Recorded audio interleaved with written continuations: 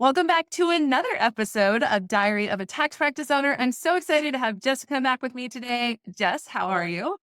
I'm doing well, and how are you? I'm good, thank you. Well, we have a spicy episode for you guys today. We want to talk to all of you practice owners out there who are thinking about bringing on new for next tax season. Maybe it's tax planning and preparation for next tax year. Whatever that is in your practice, if you are looking to grow and bring on new clients, you need to be thinking about how am I going to manage these new leads? Well, at Workflows for Tax Pros, this is one of the big areas that we help our clients with, and that we do that through our new lead management process. I wanted to hear her journey to the virtual practice that she is today and how she got there because it wasn't overnight, I'm pretty sure, right, Jess? Not even a little bit. I I wanted still feel like it's not completely finalized, right? It's always a work in progress. always, and that's the growth mindset, right? Like it can always be better. And I love that about you because you're always looking on how you can improve your client experience. And that really starts at the moment they find out about you, right? So, Jess, would you break down for us in just a short kind of overview of where you were like maybe 3 years ago? And we'll get to where you're at today because it's pretty awesome. But where were you before you had this beautiful system that you have today? Crying because how embarrassing it was that people would refer me business and I would like forget that I had to. Oh, who can relate with that? Oh man. Yeah, I mean, in the early days, I think it's so easy to think, I can manage all of my clients. I don't need a system. I don't need this, right? When you have 30 clients, yeah, it's really Right. easy to think about not needing something to dot the I's and cross the T's. But as you start to grow, any of us who are out there with either an online presence or even just like a local presence where people are looking for tax practitioners, you're getting leads like up the wazoo. That's all that I'm seeing on, Twitter and Facebook is people saying, how am I going to manage all of these potential clients coming to seek my services? I'm already either at capacity or I have no way of, qualifying them to get into the door. And that was me. I was getting more leads than realistically I was capable of handling. And Mhm. because I was trying this like manual system where, someone would email me and then of course at that point you're, oh, here's my booking link. And I'm just immediately booking, an Yeah. appointment to try to get them on the phone, which was bad in of itself because then I realized what I was trying to do, what I was calling a discovery call was actually a unpaid consultation. Mm. So I was literally spending like 40 minutes to an hour on like what should Yeah. have been a short, like, hey, let's just get to know each other kind of situation. And I would miss tons of referrals because they were just all coming in through email. And if you don't have somewhere to put them in to like trigger the next step, those Yeah. leads go cold in 2 to 3 days. So Yeah. yeah, it was very manual and honestly awful. Absolutely Yeah. awful. What were you so were you like did you have like a Google Doc or like a spreadsheet or an email inbox? Like, how are you like I managing don't them? What or Gosh, were I you don't at even all? think I had that. I don't even think I had that. I No. honestly think that I think that at that stage in where my firm was going, I was still kind of like head in the clouds, like, oh, this is so great. And Mm. then you start to really have reality sink in and then you realize, oh, but I don't know where the work is. I don't know when the last time this client connected with me. I don't know if I followed up with this client. Like you have to go through like, having to go constantly to my sent emails and say, "Did I contact this person? When was the last time I heard from them?"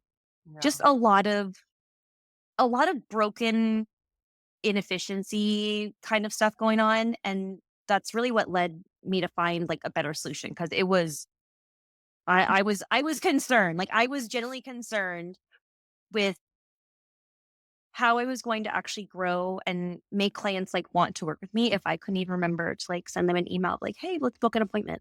Yeah. Absolutely.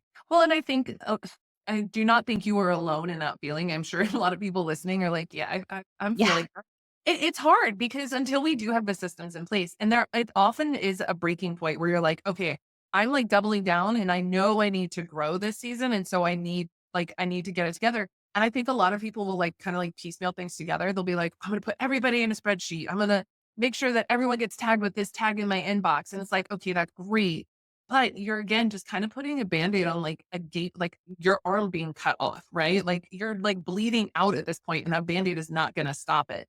So I would love to hear about kind of your journey then. You decided like, I need to change, like I need better systems. You've been through several iterations. Like as your knowledge around systems and technology and taxonomy grown, it's gotten better, right? Tell us a little bit about that journey and how you, I think the mindset of it, right? Like, how did you like say, okay, I'm taking this first step and then the next step, like take us on it. So it kind of all started with, I mean, I was a Canopy user. And, at the time, Canopy was still like they had workflows, but it was still very manual. Like Wow. it was more or less like just tasks. Here's what you do in these tasks that need to be done. Mhm. Automations, I didn't even understand what automations were. So, I was using Canopy, just had a bad experience with Canopy, looked for another solution. And when I started looking at other solutions and I really started to learn more about like what automations were, I remember I was looking and using Dubsado for a portion of my claim process. And that system is super cool, but it's got a pretty steep learning curve on its own. Mhm. And I, hired somebody to help me. And that kind of like opened my eyes on what systems were capable of Yeah. from an automations perspective. And this was just what I felt was like elementary, right? You know, this action, you have this client that fills out a form and then you get a task to look at it. And then after this form is received, you mark it complete. And then when email is sent for them to book an appointment, right? Like very, very basic Hmm. things. But those basic things were things I struggled to do manually. Yeah. And, sometimes I would get 5 leads like in one day, which seems crazy because I'm not a huge, content creator. I don't have like a large client base. But if you're talking 5 referrals were coming in, a day, especially if these were unqualified referrals, right? Yeah. These were people That's who were going through a process that didn't vet, to make sure they were a good fit. So I was really running myself ragged with getting anybody and everybody on the phone. And again, they turned into consultations more than they were like discovery calls. mhm. Um, and so the exposure to like the automation space, even in its most basic form, was just like super intriguing to me because I'm like, wow, I don't have to remember to send this email to this person. I don't have to remember to ask them to book an appointment with me. I don't have to remember, what they said to me during a meeting because we had a form completed before we met. So I Mhm. at least had something to like understand about them before we got on that meeting, at least what their needs were. Yeah. So that was really intriguing. And I think too, just like the sales process in general, I had to learn to hone that in. Mm. And it took a while because I was free consultation. Just get on the phone with me and, whatever your questions Great. are, I'm going I to don't answer have much them. to know. Yeah. And that unfortunately, that didn't serve me. What my conversion rate was like abysmal at that point because everyone's like, oh, great. You just gave me all the stuff that I need to know to not Right. work with you. And so that there was like this gap that I needed to bridge. Like, where can I have this gatekeeping of the information and expertise that people realistically are going to be paying me for Mhm. versus getting the information that I need to see, will they work with the way that I work and do I actually like this person? How do they operate kind of thing before even agreeing to like work with them and sign them on. So it was a long and still sometimes is a long process developing and maintaining that lead kind of like management. It's still something that I'm continually working on. Well, and I think too, like you pointed out, like in the beginning, you will be with anyone and everyone, right? Like you want to You're work, want hungry. to build your Yeah. business, you're hungry, that's right. You need to be making the revenue to support yourself in this new business. And so totally get that. The thing that I think a lot of people don't think about is the things that you pointed out, like you sent out this form. Well, that was your first iteration. You had then the next iteration where you're like, I should ask this question. And maybe then I will identify that this person is not a fit because they're a construction owner, right? Like, I don't need to get Right. on the phone with construction owners because I serve online people. Okay, great. So I'm going to ask them a specific question around that. And it becomes this like iterative process of gaining the skills that you need to or not the skills, but gaining the information that you need to then Mhm. have the boundaries. Because I think you and I were talking about this before, like people, what I love about systems and having these types of tools set up for your business specifically is it gives you boundaries to the decisions that you've made. So you made a Mhm. decision like I'm going to serve online coaches, consultants, and service providers, right? Like that's who you serve. That means that you don't want to talk to anybody that is a contractor in Atlanta, right? Like you may Right. be really great at tax planning, but you're not going to have the knowledge to serve them. So let's get them out of my hair. How did you make those determinations through your process of learning what you wanted to do and then putting those into play? Like how did you put them into your systems? So there's an exercise that I see a lot of just like business coaches want you to do, and they kind of call it like your ideal client avatar, I think Mhm. is kind of what they refer to it as. And those were actually always really uncomfortable for me because they're like, where do they live? How old are they? What are their hobbies? And I'm like, I don't What need kind to of know any coffee of do they that. drink? Right. And while I appreciate what those exercises are trying to accomplish, it didn't work well with me. I got down to like literally, I don't need to know anything about my clients to that level to serve them. Like my clients Mhm. need, like, I need to know how much money they make, how big is their family, obviously where they live, what service or product are they providing to their client base? How are they doing that? Is it virtual? Is it in person? Um, do they have like a good bookkeeping system in place? Those were the things that were important to me because I knew at the end of the day, what I was providing them was, hopefully an advisory, tax support, tax prep thing Mhm. environment here. And to accomplish all those things, like that's the information I would gather from them. So when I was, kind of narrowing down this like broad, oh, here's your ideal client, and like really getting down to like, okay, these are the metrics, the core things that I need my clients to meet Mhm. in order to be a good fit for me. It helped me to create a better like application for service. And then Mhm. also just a better like, here, click some of these boxes and let's see if we can match you with a Yeah. service. And then in addition to finding out like the right client, also saying like who was not a good fit. Mhm. And I have been very clear as of late with a lot of my messaging that I like coaches and consultants, basically service providers. I don't think that product based businesses are the right fit for me because I'm not a sales tax expert. And Right. so in even like the emails and blogs that are written, I'm very particular in that we don't provide like information about a service that I can't commit to because that's not my area of expertise. Right. And that application for service was a big, big benefit for me Yeah. because now I knew ahead of the meeting, like everything I needed to know. I knew how they were taxed, how much money they were making. In most cases, people were giving me prior year returns. So I was able to look at what was done in the past and see, like, okay, do we have some opportunity here? Mhm. I was able to come to those meetings now with like, here's what you said you're looking to overcome. Here's where I believe I can meet you there. Mhm. And let's talk about if we're a good fit and we'll discuss budget wise if this works for you. And then if it does, like I'll send you a proposal. And suddenly those unpaid consultations actually became 15 to 20-minute discovery calls like they were intended. And because of the barrier to book those now, I'm not booking as many, but that's a good thing Right. because I'm booking people that are ready to buy. I'm Right. not booking a bunch of price shoppers who are then listening to the fees that I'm going to tell them and being like, "Oh, I that's something I can't afford." Like, no, that's even in my application. This is what it's gonna cost Right. roughly Yeah. and I asked them, "Is this aligned with your budget? Like, is this investment?" Right? Because it is an investment. Yeah. "Is this aligned with your budget?" And then I asked them, like, "What are your concerns?" Right? Like, Yeah. I do have a 3-month payment option, if they are unable to pay in full.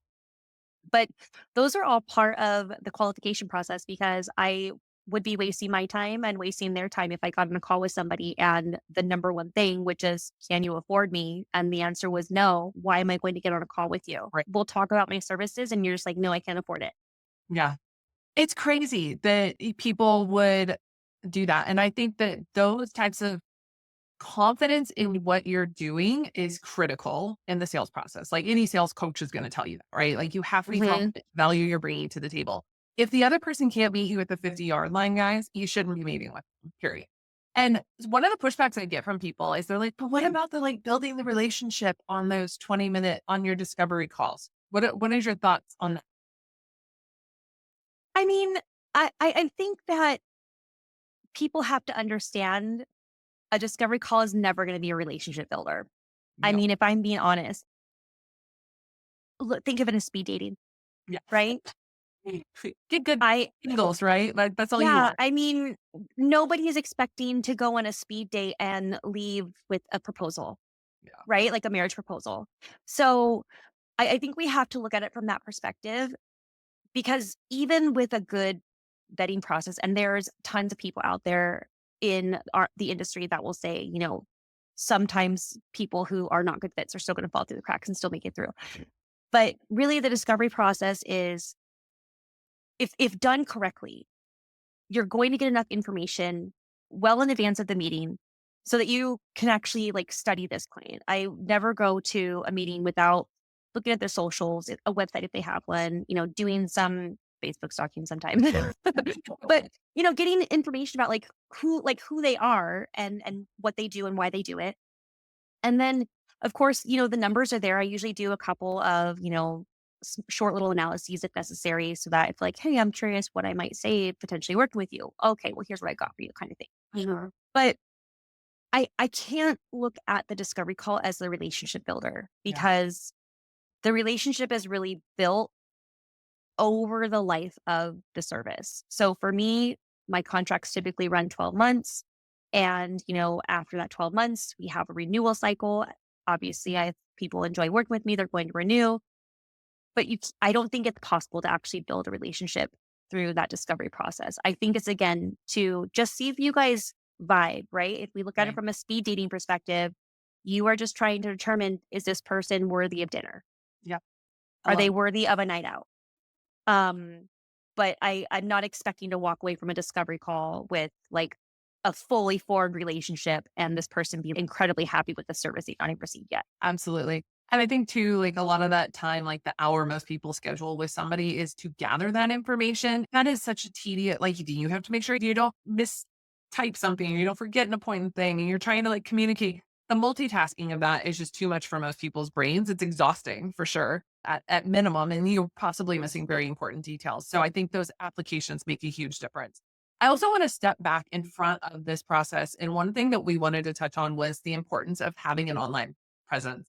And that is so critical. You and I were talking about how these days, I won't work with the service provider unless they have an online presence where I can go Mhm. and schedule appointments, and I can go and make sure that I am able to select time that's convenient to me as a busy mom and as a business owner. Like it's important that I can get into the slots that work for me. And I think, people kind of they're resistant to going online, especially in the the tax practice space. And I want to encourage people to think about that. You're no longer trying to serve the the 60 and 70-year-olds are not your prime candidates for high value clients anymore. Yes, the trusts and all that are still high value, but the majority of those people are no longer going to be your high income earners. That's going Mhm. to be the people in their 30s and 40s who are now like coming into monies and settling their families and growing them.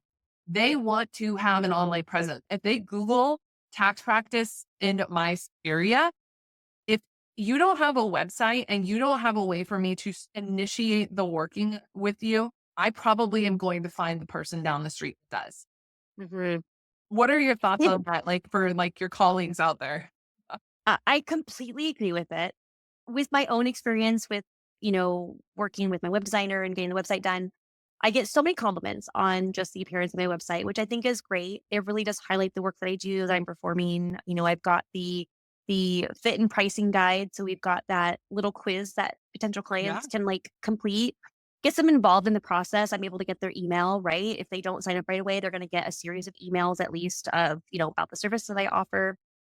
And I also think too, like it's social proof is kind of really important, at least with professional industries. So, my website has a lot of blog content really targeted towards my ideal client. So if they want to know whether or not I'm an idiot or not, they can kind of look at like some of the stuff I've done in the past, talked about in the past, and some of the things I've written in the past, and see like, is, is this information that she's providing like relevant to me? I've got, I think, like 20 blog posts on there right now. Mhm. So I think it's really important to have a web presence. It doesn't have to be as comprehensive as what I have, but I think that you need to have some information available for people to find. And, when we think about some of the things that clients object over, I don't like using the word pushback anymore because I've seen a lot of people say, oh, well, I'm worried about, we are not talking about pushback. Mhm. Okay. I think that word needs to be erased from the vocabulary of professionals in this industry Yeah. because it's usually centered around like critical parts of the work that they perform. Think about like, oh, I have to get payment up front for my work and I'm going to get pushback from my clients. No, Yeah. they're objecting. You have an objection to a process. And now your role as the firm owner is how are you going to overcome that client's objection? Right? And can I add too, an objection is typically a question, right? Like Hmm. it's not that they're saying, I won't do this. It's that they don't have enough information to confidently say, yes, I will do this. It could be, this is my new business process and the decision that we have made to serve you more, Hmm. right? Like it's not, it doesn't have to be that just because I said so, right? Like it's not about that. And it's okay to receive objections, Yes. and and we can reshape the way that we communicate these objections by framing the response in a way so the client understands how it really benefits them because they're asking, they're like, oh, this makes me uncomfortable, I don't want to do this because I don't like it. Right. Why are you making me do this? Because they don't care about what benefits you as a practice owner. So if someone said, I don't want to sign a contract with you because it makes me uncomfortable. Well, if I go back and say, well, it's so if you sue me that I have, a legal standing to sue you. Right. Why on earth would anybody say that? But what I can say is, I understand your frustration and contracts can sometimes be scary, but this is industry standard. And this contract clarifies the scope of services. Yeah. So both parties are protected. We will understand exactly what's expected of each other along with the payment terms. Like we can't just sit there and say, oh, like you said, because I said so. It's okay to frame it in a way that still benefits them. And you can even close it with, and I'm really sorry that this makes you uncomfortable. I'm not able to work with someone without a contract. My insurance company won't insure me without a contract. Yep. It's okay to say that. Hmm. And the same thing too with people who are concerned about like being billed for like work upfront. Literally so many industries operate that way. Yeah.